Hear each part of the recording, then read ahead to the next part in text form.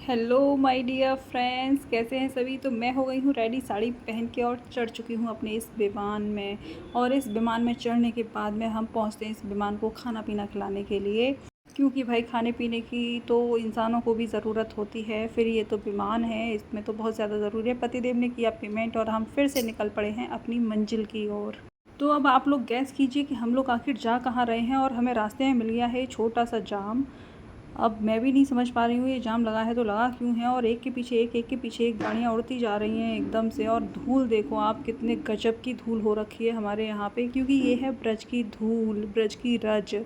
अब समझ में आया कि यहाँ पे सड़क बन रही थी इसीलिए है। और हमने अब अपनी फ़ास्ट स्पीड में गाड़ी चला दी है, क्योंकि यहाँ पे रोड हमें खाली मिल गया था।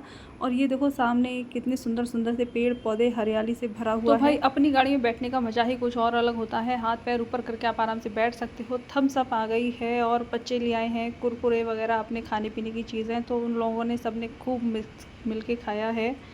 अब हम पहुंच गए हैं अपनी मंजिल पे एकदम से उड़ान भर के। तो आप लोग गैस कीजिए हम लोग जा कहाँ रहे हैं। और ये हैं ब्रज की कुंज गलियाँ, जिनमें गाड़ियाँ चलती हैं लेकिन फंस भी सकती हैं और निकल भी सकती हैं। तो हम फंस भी गए और निकल भी गए हैं। यहाँ पे आपको हमारे ब्रज का पूरा अनुभव मिलेगा। तो भाई जहाँ ये वाली गाड़ी जा रही है ना, वहीं पे हमें भी जाना था। और हम पहुँच गए हैं अपने डेस्टिनेशन पे। गैस कीजिए हम लोग कहाँ पे गए हैं। तो हम लोगों ने अपनी गाड़ी को कर दिया है यहाँ पे पार्क, और हम पहुँच गए हैं अपनी जगह पे जहाँ हमें जाना था। ये है भांडीर वन, जहाँ पे हुआ था हमारे राधा कृष्ण का विवाह। ये देखिए मांग भरते हुए राधा कृष्ण जी हैं। और यहाँ पे करवा रहे हैं ब्रह्मा जी स्वयं शादी करवा रहे हैं हमारे राधा कृष्ण जी की, जो मैं आपको ऊपर से फिर दिखाऊंगी। ये देखिए कितनी अच्छी तरीके से कन्यादान हो रहा है। फिर हमने मंदिर के चारों तरफ परिक्रमा करी है। तो परिक्रमा के देखिए कितने सुंदर दर्शन है। और यहाँ पे हैं अष्ट सखी और श्री कृष्ण जी और ब्रह्मा जी साथ में हैं। तो अष्ट सखियों का देखिए कितना सुंदर स्वरूप है, कितनी मनोहर लग रही हैं। और ये है वो जगह जहाँ पे उन्होंने लिए थे 7 फेरे।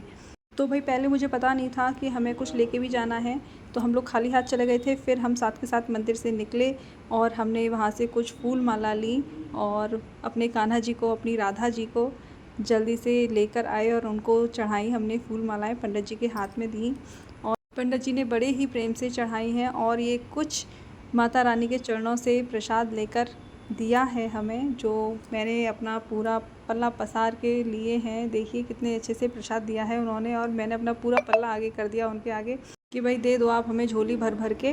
फिर हमने अपने पंडित जी को बोला कि भाई कैसे भी करके हमें आप कथा सुनाइए इस मंदिर की। तो उन्होंने हमें कथा सुनाई है कि किस तरीके से जो राधा रानी हैं, कृष्ण जी हैं, उनका विवाह हुआ था। तो उन्होंने हमें बताया कि कृष्ण जी बड़े छोटे थे हमारी राधा रानी से, तो राधा जी ने अपनी माया से उनको अपने से थोड़ा सा बड़ा कर दिया। और यहाँ पे शिव कान्हा जी जो हैं उनकी थोड़ी थोड़ी सी ना बड़ी ऊंची की तरफ हो गई है, जिससे कि क्योंकि राधा जी बड़ी थी, लंबी थी, तो मांग भरने के लिए उनकी थोड़ी थोड़ी सी ऊंची हो गई है। तो पंडित जी ने हमें पूरी कथा सुनाई थी, पूरे विस्तार से सुनाई थी। तो मैं आप लोगों को ये जो कथा वाली वीडियो है वो मैं आपको सबको स्पेशल डालूँगी। तो आप सभी लोग इस कथा वाली वीडियो को ज़रूर सुनिएगा। इस वाली वीडियो में आपको पता चलेगा कि भांडीर वन में इतना स्पेशल क्यों है। उन्होंने ये भी बताया कि भांडीर वन सिर्फ वही लोग आ सकते हैं जो श्री कृष्ण और राधा जी की शादी में शामिल थे। हाँ, मैं उसे इशारा कर रही हूँ अपनी बेटी को कि मेरे पीछे से लेके वीडियो बना, जिससे पंडित जी की पूरी शक्ल दिखेगी। तो वो आई है पीछे और उसने पंडित जी की पूरी शक्ल लेके वीडियो बनाया है। लेकिन लो इस पे यहाँ पे शक्ल कट गई है पंडित जी की। लेकिन बहुत सुंदर और बहुत अच्छे से उसने पंडित जी ने हमें बताया है कि किस तरीके से पूरी कथा थी। तो उन्होंने हमें ये भी बताया कि हम उस समय पे चाहे इंसान के रूप में हो, चाहे लता पता के रूप में हो, चाहे वृक्ष के रूप में हो, चाहे पशु पक्षियों के रूप में हो, कि हम वहाँ पे उपस्थित थे। इसीलिए हम आज भांडीर वन की यात्रा हमने की है, क्योंकि ये गरुड़ पुराण में लिखा हुआ है कि भांडीर वन में सिर्फ वही लोग आ सकते हैं जो उस समय पे वृंदावन में श्री कृष्ण और राधिका जी के विवाह के साक्षी थे। इस पूरी कथा का पूरा वीडियो मैं आपके साथ में पूरी तरीके से शेयर करूंगी। तो इस वाली कथा का जो वीडियो है मैं आपके साथ तभी कल फिर से डालूंगी वीडियो, तो जिसमें आप पूरी कथा को सुनिएगा और पूरे मन से सुनिएगा। और फिर भांडीर वन जाने का एक बार ज़रूर मन बनाइएगा। अगर आप मन बनाओगे तो श्री कृष्ण आपको बुलाएंगे ज़रूर। और हाँ, जब भी आप लोग जाओ तो अपने घर से, वैसे मैं तो नहीं लेके जा पाई थी क्योंकि मुझे नहीं पता था, फर्स्ट टाइम मैं गई थी। तो आप अपने घर से राधा जी के लिए थोड़ा-सा श्रृंगार का सामान अवश्य लेकर जाएँ, फूलों की माला लेकर के जाएँ, जिससे कि अपना जो मन है ना, मुझे बहुत लगा अपने अंदर से कि मुझे लेके आना चाहिए था, लेकिन मैं नहीं लेके जा पाई। तो बाहर से मुझे जो भी कुछ मिला मैं सिर्फ़ वही लेके गई थी। तो आप लोग प्लीज़ लेके जाइएगा, आपको सबको बहुत अच्छा लगेगा। यहाँ पे हमारे पंडित जी ने पूरी कथा को बहुत ज़्यादा विस्तार से बताया था, पूरी कथा को बहुत अच्छे से बताया था, जो मुझे बहुत सुनने के बाद में ना एकदम आनंद आ गया था। अपना पूरा समय हमें पंडित जी ने दिया था। उन्होंने एक बार भी ये नहीं बोला कि नहीं भाई हम नहीं सुनाएँगे या जो भी है। बहुत अच्छे से उन्होंने हमें इस कथा को सुनाया भाई, मुझे एकदम से इस कथा को सुनने के बाद में ना आनंद आ गया। तो भाई यहाँ पे होती है हमारे पंडित जी की जो कथा है वो संपन्न हो गई है, हम यहाँ से निकल पड़ते हैं। तो उन्होंने बताया था कि यहाँ पे जो त्रिकुंड बने हुए हैं, ये तो है एक कुआं और इसके पास में बनी हुई हैं 2 छोटी-छोटी सी कुंडियाँ, जिनमें सोमवती अमावस्या वाले दिन ये जो छोटी सी कुंडी मैंने दिखाई थी, इसमें ना दूध आ जाता है अपने आप से ही। और यहाँ पे बैठ के श्री कृष्ण जी नहाए थे, तो जिसकी वजह से वो कुंडी और कुआँ है वो सब कुछ थे। यहाँ पे मैंने आपको सारे भगवान जी के दर्शन करा दिए हैं। और ये देखिए कुएँ में किस तरीके से लोग आज भी जाते हैं और इस कुएँ के जल का आचमन करते हैं। और इस कुएँ में पानी डाल के बाल्टी को, और मैंने स्पेशल ये वाली वीडियो बनाई है क्योंकि आजकल हम लोगों को कुआँ देखने के लिए नसीब नहीं होता है। तो और देखिए फिर यहाँ पे हम लोग आए हैं। एक दीदी मेहंदी लगवा रही थी जो मुझे बहुत अच्छी लगी, तो मेरे बच्चों को भी अच्छी लगी। तो बच्चों ने भी सबसे पहले अपना हाथ आगे कर दिया, उसको बोला मैंने तो मोर वाली लगवाऊंगी, तो उसने मोर वाली अपने हाथों में मेहंदी लगवाई है। बहुत प्यारी, बहुत सुंदर सी थी ये। असली जो मेहंदी होती है ना वो गुड़ वाली, तो वो वाली ये मेहंदी थी। देखो कितना सुंदर प्यारा सा हाथ इसका सजाया है। फिर बड़ी वाली बेटी भी बैठ गई, उसने भी मोर बनवाया उसका, देख के उसको बोली मुझे भी बहुत प्यारा लग रहा है, मुझे भी मोर बनवाना है। तो दोनों ने अपने-अपने हाथों में बनवाया है मोर प्यारा सा। और जो मेहंदी आर्टिस्ट है ना, उसने भी बहुत प्यार से, बहुत अच्छे से मेहंदी लगवाई थी। तो आप लोग भी जाएँ राधा रानी के चरणों में तो अपने हाथों पे मेहंदी ज़रूर लगवा के लाएँ। और देखो उस ऊपर कितने सुंदर कान्हा जी बना दिए हैं। फिर मैंने भी अपना हाथ आगे कर दिया भाई, मुझे भी लगवानी थी। तो देखो कितना प्यारा सा, एकदम बहुत सुंदर सा हाथ मेरा सजाया है इन्होंने। मुझे बहुत अच्छा लगा था अपना हाथ। और बहुत सारे इन्होंने जो ठप्पे हैं वो बदल-बदल के लगाए थे। देखो कितने प्यार से ये फूल वूल ना एकदम टॉप क्लास मेरा हाथ सजा दिया था। और मैंने इनसे एक भी बार नहीं बोला था मुझे क्या लगवाना है, तो उन्होंने अपनी मर्ज़ी से ही लगा दिया था, उन्हें जो भी कुछ लगाना था। मैंने उन्हें बोल दिया था भाई कैसा भी लगा दो लेकिन अच्छा सा लगना चाहिए।